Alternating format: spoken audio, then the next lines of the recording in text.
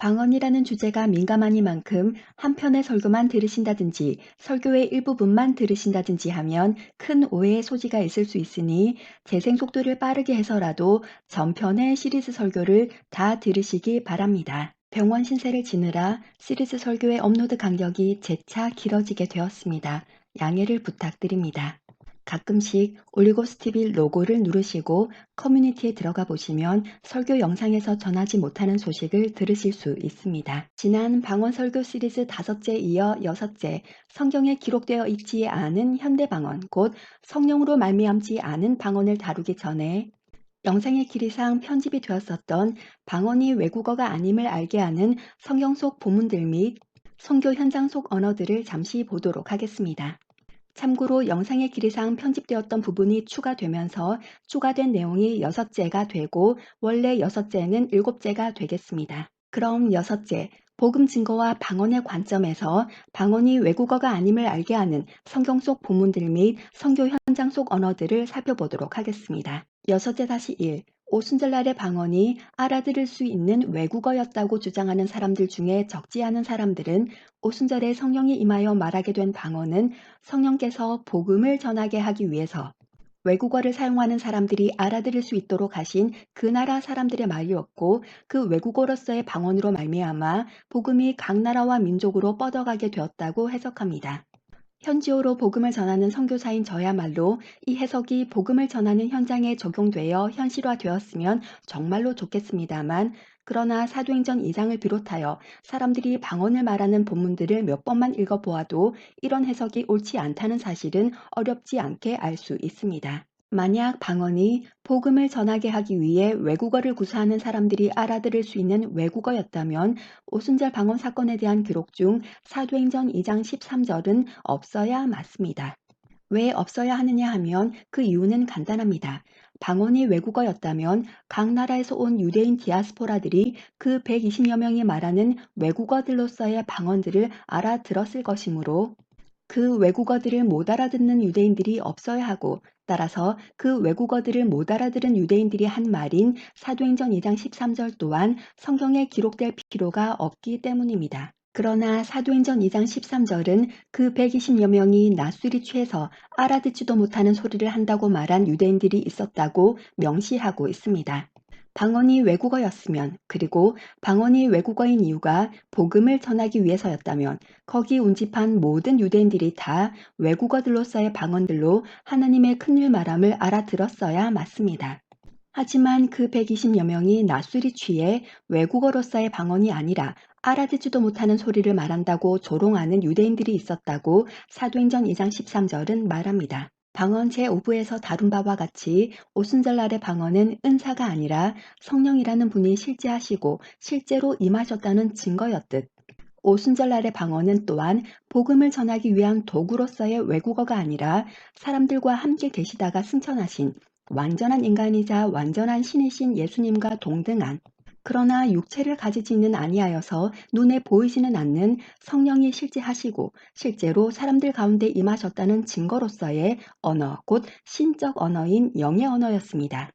이 부분은 방언 제5부에서 상세히 다루었으니 방언 제5부를 들으시면 되겠습니다. 6제-2 이제 구체적으로 방언이 복음을 전하기 위한 도구로서의 외국어가 아니라는 증거를 성경에서 찾아보십시다. 방언이 복음을 전하기 위한 도구로서의 외국어가 아니라는 증거 첫째는 방언으로 복음을 전한 기록이 없습니다. 사도행전 2장 11절을 보면 그 120여 명이 방언 곧 글로사를 말한 것이 자기 나라 말 곧 외국어인 디알렉토스로 들린 유대인들이 말하기를 우리가 우리 각자의 디알렉토스 즉 외국어로 하나님의 큰일 말함을 듣는도다 라고 기록되어 있습니다. 그런데 방언은 복음을 전하기 위한 도구로서의 외국어라고 주장하는 사람들은 사도행전 2장 11절을 보고서는 봐라 유대인들이 외국어로 하나님의 큰일 말함을 듣는도다 라고 기록되어 있지 않느냐라고 합니다. 그러나 사도행전 2장 11절 이 한 구절만 볼 것이 아니라 사도행전 2장의 기록들을 쭉 읽어보면 그들은 단지 그들 조상 대대로 알던 그들이 유일신으로 믿고 있는 하나님의 큰일 말함을 그들의 언어인 외국어로 듣는다고 말한 것일 뿐 그 운집한 유대인들 중 일부가 외국어로 하나님의 큰일 말함을 들었다는 말이 곧 그들이 예수를 믿었다는 말이 아님을 쉽게 알 수 있습니다. 오히려 사도행전 2장 41절을 보면 열한 제자들과 함께 자리에서 일어난 베드로가 외국어로서의 방언이 아니라 히브리어로 설교를 하매 그 말을 받은 사람들 곧 베드로가 히브리어로 설교한 그 말씀 곧 그 복음을 들은 사람들이 세례를 받아 예수를 믿은 영혼들이 3천 명이 더해졌다고 기록되어 있습니다. 따라서 영의 언어로서의 방언도 아니고 복음을 전하기 위한 도구인 외국어로서의 방언도 아닌 베드로의 히브리어로 하는 설교를 통해서 말씀, 곧 복음을 들어서 실제로 예수 믿는 영혼으로 더해진 바 된 것이지 그 운집한 유대인들 중 일부가 외국어로 그 120여 명이 하나님의 큰일 말함을 들었다는 말이 곧 외국어로서의 방언으로 복음이 전해졌다는 말도 아니고 외국어로서의 방언으로 그 유대인들이 예수를 믿게 된 것도 아님은 본문을 읽기만 해도 명확히 드러납니다. 그리고 그 운집한 디아스포라 유대인들에게 베드로가 말씀을 전할 때 사용한 언어는 외국어로서의 방언이 아니라 유대인들의 공통 언어인 히브리어라고 말한 근거는 다음과 같습니다. 베드로는 당시 갈릴리 지역 공용어인 아람어를 일상어로 사용하였고 거기에 더해 당시 동부 지중해 지역과 로마 제국에서 널리 사용되던 그리스어도 어느 정도 알고 있었을 것입니다. 또한 베드로가 히브리어를 알았을 가능성은 매우 높습니다. 왜냐하면 유대인인 베드로는 자연스럽게 유대교라는 종교적 맥락에서 히브리어를 접하게 되었을 것이기 때문입니다. 아시다시피 히브리어는 유대교 경전과 예배에 사용되는 언어였기 때문에 회당 예배에 참석하고 유대교 종교 교육에 참여하면서 베드로는 히브리어에 어느 정도 익숙해 있었을 것이기 때문입니다. 만약 베드로가 일어서서 여전히 방언으로 말했다면 그리고 그 방언이 외국어였다면 그 운집한 유대인들 중에 베드로가 구사한 그 외국어를 제외한 다른 외국어들을 구사하는 유대인 디아스포라들은 베드로가 무슨 말을 하는지 알아듣지 못했을 것임은 쉽게 예측할 수 있고 베드로가 하나의 외국어로 말했을 것이기 때문에 다수의 유대인들은 베드로가 하는 그 외국어로서의 방언을 이해하지 못했을 것입니다. 그리고 베드로가 그 시간에 운집한 유대인들과 유대인 개종자들이 사용하는 약 15개의 외국어로 말했을 리는 만무합니다. 그러므로 베드로는 회당 예배에 정기적으로 참석하는 유대인들의 언어인 히브리어로 설교를 하였을 것이고 따라서 각자의 외국어를 구사하며 각 나라와 민족에 흩어져 살고 있는 유대인 디아스포라들일지라도 베드로의 히브리어 설교를 이해할 수 있었을 것으로 보는 것이 타당하다고 사료됩니다. 방언이 복음을 전하기 위한 도구로서의 외국어가 아니라는 증거 둘째는 오순절 방어 사건 이후 방언을 말한 사람들은 예수를 안 믿다가 믿게 된 사람들, 즉 이제 막 회심을 한 사람들이었습니다. 그리고 그 방언을 말한 회심자들이 외국어로서의 방언으로 복음을 전한 것도 아니었습니다. 사도행전 10장을 보면 성령께서 베드로에게 말씀하심으로 고넬료가 보내서 온 사람들을 따라 베드로가 고넬료의 집으로 갑니다. 고넬료는 그의 일가 친척 및 친구들을 모아서 베드로가 오기를 기다리고 있었고 고넬료의 집에 도착한 베드로가 먼저 외국어로서의 방언이 아니라 그리스어로 말씀을 전하므로 그 이방인들이 그리스어로 전하는 말씀을 듣고 있던 중에 성령이 그 이방인들 모두 위에 임하심으로 그들이 방언을 말하며 하나님께 영광을 돌립니다. 베드로와 그의 일행은 그 이방인들에게 세례를 줍니다. 사도행전 10장의 기록에서도 방언을 말한 사람들은 말씀을 듣고 회심을 한 이방인들이었지 사도행전 2장의 베드로처럼 정작 복음을 전한 베드로와 그의 일행들은 방언으로 말하지 않았습니다. 그리고 성경에는 그 이방인들이 외국어로서의 방언으로 복음을 전했다는 기록도 없습니다. 베드로가 고넬료의 집에서 복음을 전하는 일련의 상황을 봐서도 그들은 베드로의 복음을 그들의 언어로 듣는 상황이지 그들이 복음을 전하는 상황이 아니었습니다. 그 이방인 회심자들이 방언을 말한 것은 그들이 예수를 믿고 그들 위에 성령이 임하셨음에 대한 증거였지 그들이 말한 방언이 복음을 전하기 위한 도구가 아니었습니다. 그리고 이방인 고넬료의 집에서 베드로가 말씀을 전할 때 사용한 언어는 외국어로서의 방언이 아니라 당시 유대와 갈릴리를 포함한 동부 지중해 지역에서 널리 통용되고 있었던 그리스어, 곧 헬라어라고 말한 근거는 다음과 같습니다. 당시 그리스어는 다양한 모국어를 사용하는 사람들 사이에서 공용어 역할을 했기 때문에 로마 군대의 백부장인 이방인 고넬료는 로마 제국 동부지방에서 흔히 사용되는 그리스어에 익숙했을 것입니다. 물론 로마 제국의 공식 언어는 라틴어였지만서도 라틴어는 행정, 법, 군대, 칙령 같은 영역에 주로 사용되었고 로마 제국의 동부 지역에서는 그리스어가 일반적으로 일상어로 사용되고 있었습니다. 갈릴리 출신 유대인인 베드로는 아람어를 모국어로 사용했을 것이지만 고넬료와 그의 일가 친척, 친구들과 같은 비유대인들과 효과적으로 의사소통을 하며 복음을 전하기 위해 베드로가 이방인 고넬료의 집에서 설교할 때는 당시 공용어 역할을 했던 그리스어를 사용하여 복음을 전한 것이 타당해 보입니다. 그리고 사도행전 19장 4절로 6절에도 바울이 예수를 안 믿는 사람들에게 먼저 외국어로서의 방언이 아니라 그리스어, 곧 헬라어로 먼저 예수를 전하니 그들이 그리스어로 전하는 그 말씀을 듣고 그 다음 세례를 받고 그 다음 바울이 그들에게 안수함에 성령이 그들에게 임하여서 그들이 예언도 하고 방언도 했다고 기록되어 있습니다. 말 그대로 거부할 수 없는 예수에 대한 믿음과 성령의 충만함을 받은 바울도 예수를 안 믿던 사람들에게 외국어로서의 방언이 아니라 그들의 말인 그리스어로 말씀을 전함으로 그들이 예수를 믿고 세례를 줌으로 세례를 받고 안수를 하니 그들에게도 성령이 임하여서 그들이 방언을 하게 된 것이지. 이제 갓 예수를 믿게 된 그 회심자들이 외국어로서의 방언으로 복음을 전한 것이 아닙니다. 복음은 방언을 통해서가 아니라 그 지역의 현지어로 전해졌다는 말입니다. 그러므로 예수를 믿게 된 회심자들은 바울이 방언이 아니라 그들의 일상어로 전한 복음을 통해 예수님을 먼저 알게 되고 성령을 통해 예언도 하고 방언도 하게 됨으로써 그들이 이미 아는 하나님 외에 예수님과 성령님의 존재를 분명히 인식하고 믿게 되었던 것이지 외국어로서의 방언으로 그 회신자들이 복음을 전한 것이 아닙니다. 이것으로 보아도 바울이 고린도전서 14장에서 영의 언어로서의 방언은 타인에게 복음을 전하는 데 유익한 것이 아니라 개인을 세우는 데 유익하다고 한 말이 맞음이 증명됩니다. 방언이 복음을 전하기 위한 도구로서의 외국어가 아니라는 증거 셋째는 신약에서 복음 전파에 외국어 곧 현지어가 사용되었던 것과 같이 세계 선교 역사에도 외국어로서의 방언으로 복음이 전파된 적이 없다는 사실입니다. 목회자나 신학자 중에서 방언은 외국어라고 주장하는 사람들은 뭐 그럴 수도 있다고 쳐도 선교사들 중에 누가 방언은 복음을 전하기 위한 도구로서의 외국어였다고 주장하는 사람들이 혹시 있다면 그 사람들은 선교사로서 일상어는 차치하더라도 어떤 방법으로 사역 언어를 바로하여 복음을 전하는지 궁금합니다.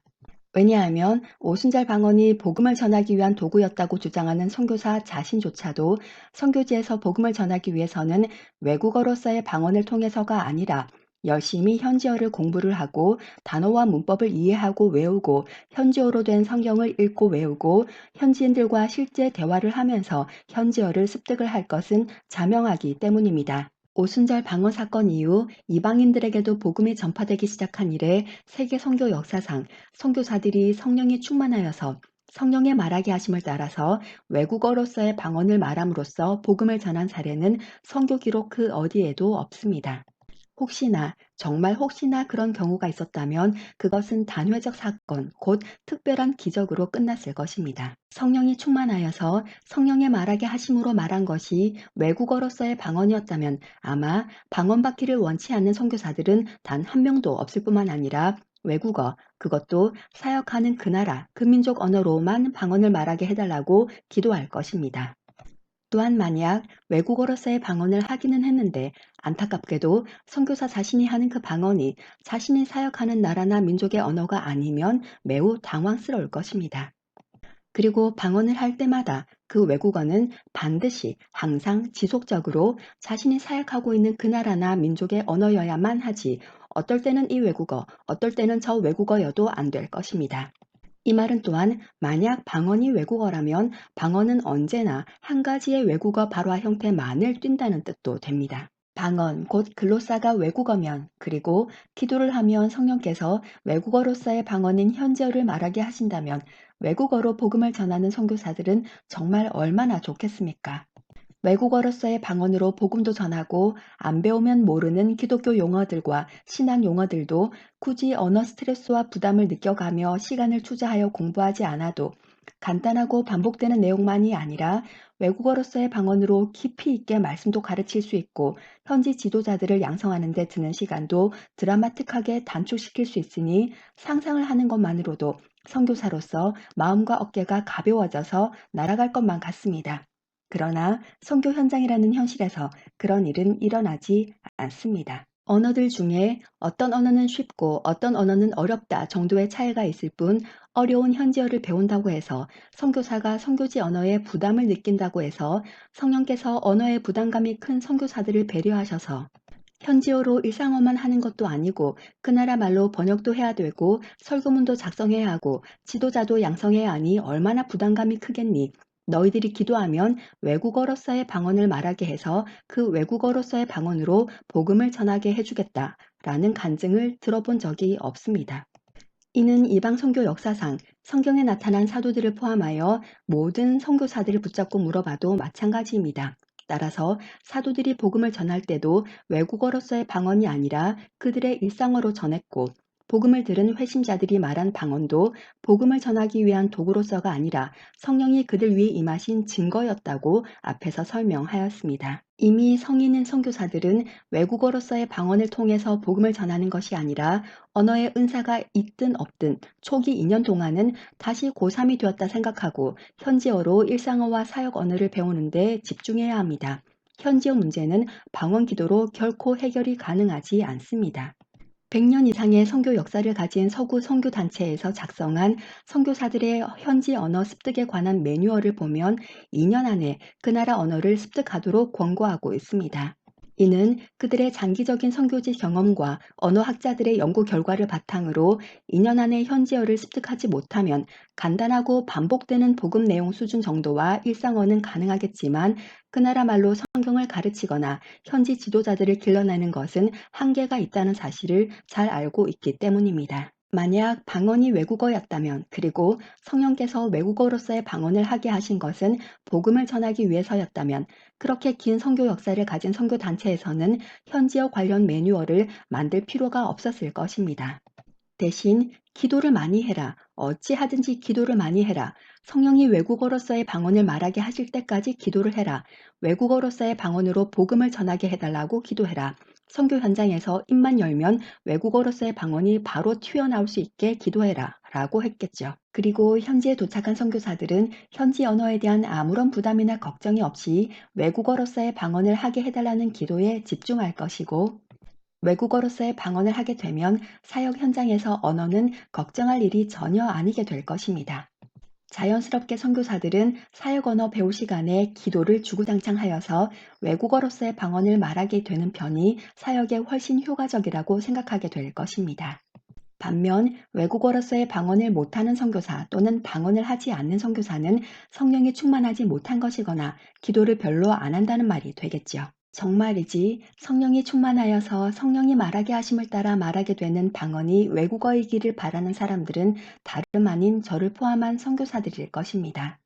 그러나 방언이 외국어가 되는 것은 간절한 바람일 뿐 현실이 아닙니다. 한편 복음 전도자들과 선교사들이 외국어로서의 방언이 아니라 현지어로 복음을 전한 성경의 기록들과 세계 선교 역사라는 증거 앞에 방언은 복음을 전하기 위한 도구로서의 외국어였다고 해석했던 누군가가 초대교회 시기에는 방언이 복음을 전하기 위한 외국어였지만 초대교회 시기 그 이후에는 복음을 전하기 위한 외국어로서의 방언은 사라졌고 방언은 성령이 임하면 나타나는 알아듣지 못하는 영적 언어 현상이었다거나 또는 방언은 그 자체가 사라지게 되었다고 말한다면 이는 다음의 세 가지 곧 첫째는 성령이 하게 하셔서 말하게 된 방언이 시대가 지남에 따라 그 발화 형태가 알아들을 수 있는 외국어에서 알아들을 수 없는 영의 언어로 바뀌었다, 달라졌다.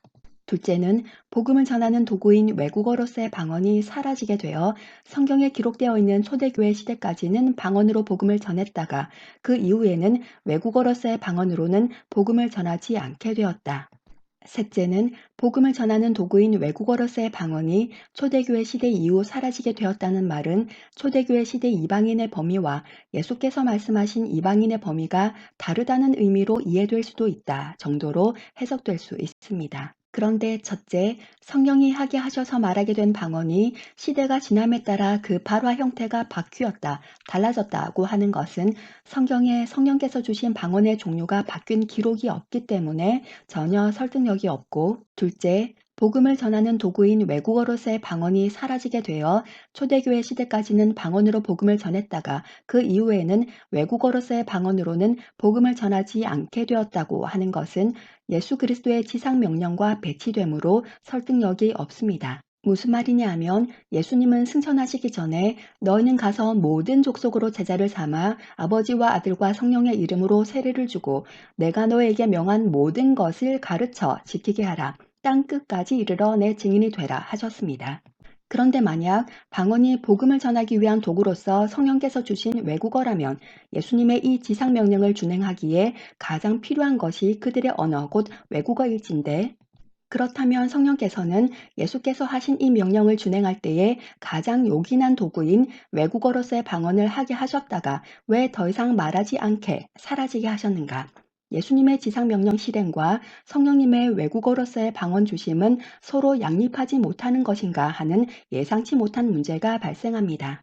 또한 예수님의 지상 명령을 근거로 보았을 때는 복음을 전하기 위한 도구인 외국어로서의 방언이 초대교회 시대에만 국한되지 않아야 하는데 왜 초대교회 시대 이후에는 복음 증거를 위한 외국어로서의 방언은 사라지게 되었는가 하는 질문도 야기되면서 주장과 답에 대한 자가당착에도 봉착하게 됩니다. 셋째, 복음을 전하기 위한 도구인 외국어로서의 방언이 초대교회 시대 이후에는 사라졌다는 말은 또한 초대교회 시대의 이방인의 범위와 예수께서 말씀하신 이방인의 범위 문제에 있어 오순절날에 임한 외국어로서의 방언은 초대교회 시대 제자들과 성도들이 접근 가능한 이방인들에게만 국한된 방언이 되므로 이방인의 범위가 예수께서 말씀하신 이방인의 범위와 달라집니다.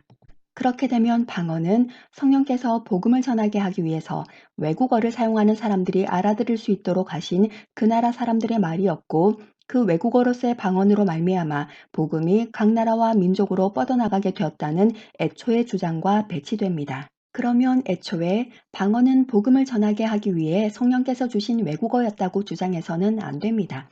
왜냐하면 복음을 받을 대상이 각 나라와 민족이 아니라 초대교회 시대로 국한되어 버리기 때문입니다. 그리고 예수님과 성령님은 같은 계획을 갖고 계시는 분이기 때문에 성령께서 복음을 전하기 위한 도구인 외국어로서의 방언을 주셨다면 예수께서 명령하신 복음 대상자의 범위가 달라질 수도 없고 달라져서도 안 됩니다. 이처럼 오순절 방언 사건 이후 복음이 이방 세계로 퍼져나가기 시작해서 지금에 이르기까지 초기 교회 시기에 복음을 접한 자국어로 말하는 이방인들의 수보다 최근 50년간 복음을 접한 자국어 사용 이방인들의 수가 훨씬 많음에도 불구하고 외국어로서의 방언으로 복음을 선포하고 말씀을 가르치고 양육한 사례는 없습니다. 그리고 회심자들이 외국어로서의 방언으로 복음을 전한 사례도 없습니다.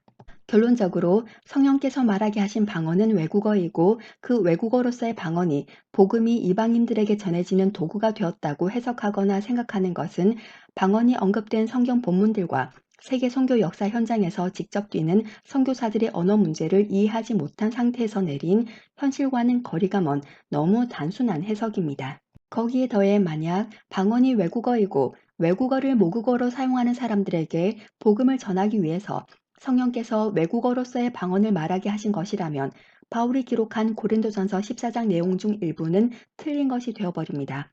방언의 통역 부분 말입니다. 왜냐하면 외국어로서의 방언을 말하면 통역이 없이도 성도들이 외국어인 그 방언을 다 알아들을 테니 바울은 통역 얘기를 굳이 할 필요가 없었을 것이기 때문입니다. 외국어로서의 방언을 말하는데 해당 외국어를 구사하는 사람들이 자신들의 외국어를 못 알아들어서 그 외국어로서의 방언을 통역하기를 기도할지니라고 하는 것은 앞뒤가 맞지 않으니 말입니다. 이상과 같이 여섯째, 사도행전 2장 13절의 기록을 위시하여 사도행전 2장 41절, 사도행전 10장, 19장, 고린도전서 14장 13절 등의 기록을 통해 첫째, 방언으로 복음을 전한 기록이 없음과 둘째, 방언을 말한 사람들은 예수를 안 믿다가 믿게 된 사람들, 즉 회심한 사람들이었지 외국어로서의 방언으로 복음을 전한 자들이 아니었고 오히려 복음을 전한 제자들은 외국어로서의 방언이 아니라 그 지역에서 통용되는 현지어로 복음을 전하였음과 셋째, 세계 선교 역사상 외국어로서의 방언으로 복음이 전파된 적이 없음을 통해 복음 증거와 방언이라는 관점에서 보아도 방언은 외국어가 아님이 확인되었습니다. 다음 시간에는 원래대로 일곱째, 성경에 기록되어 있지 않은 방언, 곧 현대 방언에 대해서 보도록 할 텐데, 우선 현대 방언의 역사를 살펴보고, 성경에 기록된 성령께서 말하게 하신 방언은 외국어가 아닌 영의 언어라고 했고, 방언 제3부에서 글로사가 언어의 의미로 사용된 세 번째 경우에서 본 바와 같이 영의 언어로서의 방언은 어떤 영적 존재가 도움을 줄 때만 구사가 가능한 언어라고 했으므로, 방언 제4부에서 문제를 제기했었던 그럼 사탄도 영적 존재이니 사탄도 인간에게 영의 언어로서의 방언을 하게 할 수 있는가에 대해서도 짚어보겠습니다. 하나님께 속한 거룩한 영의 언어만 있는 것인지 아니면 마귀에게 속한 악한 영의 언어도 있는 것인지 살펴보십시다. 이상 설교문 잘라서 읽어드리는 참믿음과 구원 올리고스TV의 설시아였습니다. 마라나타. 그럼 다음 설교문으로 곧 찾아뵙겠습니다. 감사합니다. 구독, 좋아요, 공유 부탁드립니다.